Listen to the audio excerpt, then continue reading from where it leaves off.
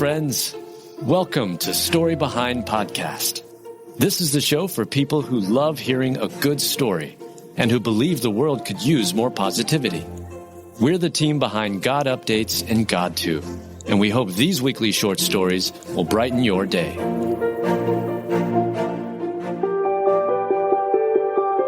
After breaking down their camp in just 10 minutes, family hikes 37 miles to escape wildfire. Written by Heather Riggleman, read by Julie Provost. After breaking down their camp in just 10 minutes, a family hikes 37 miles to escape a wildfire.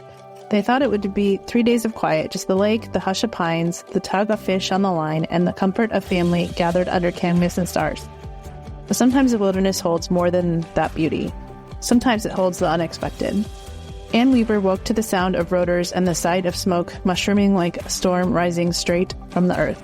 A plume, dark and urgent, filled the sky. Helicopters beat the air with warning, and text from fire crews crackled through a fragile satellite connection. Leave as soon as possible is closer than 4 miles. We packed up our camp in like 10 minutes, Anna said.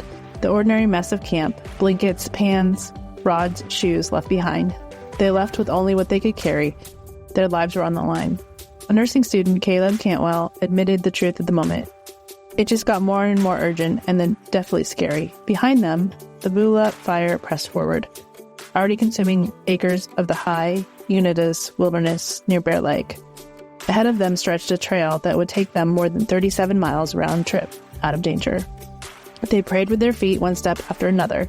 Sometimes God doesn't part the sea, sometimes he just makes a way through the wilderness through technology, prayers, and help. They checked directions through satellite messages to Anna's mom, who gave them blessed breadcrumbs of directions. They would go north, walk for an hour, send a location, and walk again.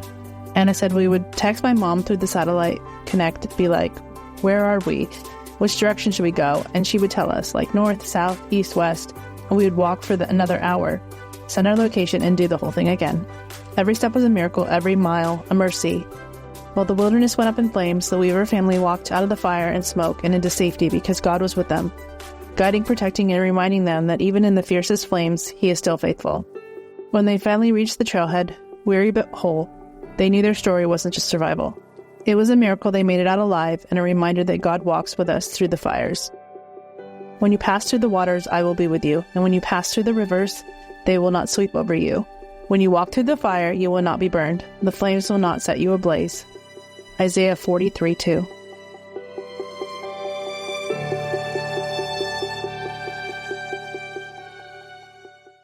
At Thrivent, planning your finances is bigger than money. It's a way to support the people, causes, and community you love. Because helping you put your faith into action is at the heart of what we do. Thrivent, where money means more. Connect with us at Thrivent.com. Health insurance rates are surging in America, leaving millions without affordable options. If you're sick of having paychecks eaten up by healthcare costs or dealing with mega corporations, then listen to this. Christians don't need to waste money on a broken system. That's why I want to tell you about Christian Healthcare Ministries. It's an alternative to traditional health insurance at half the cost.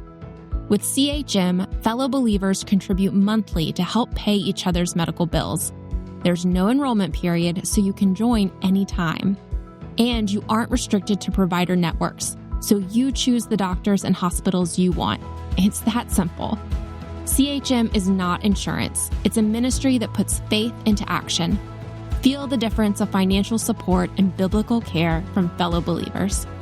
Join CHM today by visiting chministries.org/wellness. That's chministries.org/wellness.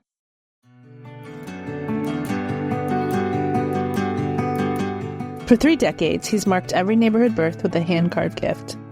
Written by Julie Provost, read by Julie Provost. A new baby is quite the blessing and a reason to celebrate.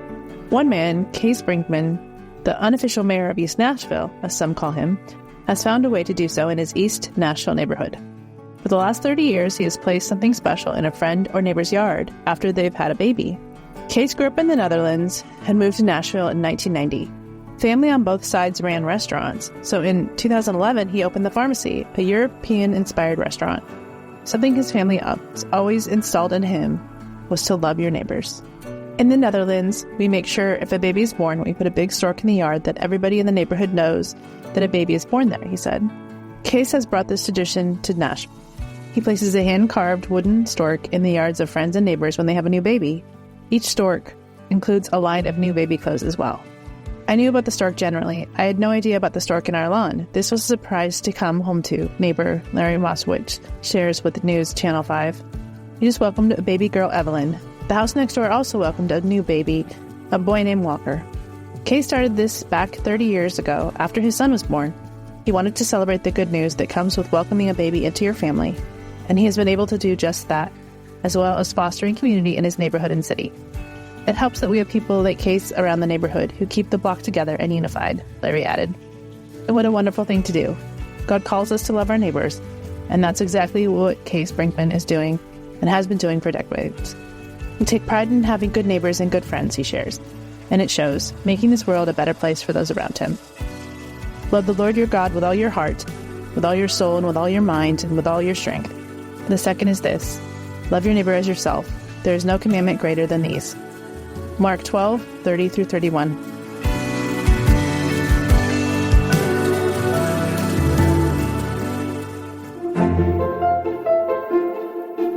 Thank you so much for listening to Story Behind Podcast. We're really glad you joined us for this week's story. To see photos and videos that may have been referenced in this episode, check out the links in the show notes. And if you enjoyed what you heard today, subscribe to our podcast, and please tell a friend about us. We'd also love it if you'd rate us and leave us a review. It really does help more people find us. Story Behind is a Salem Web Network production.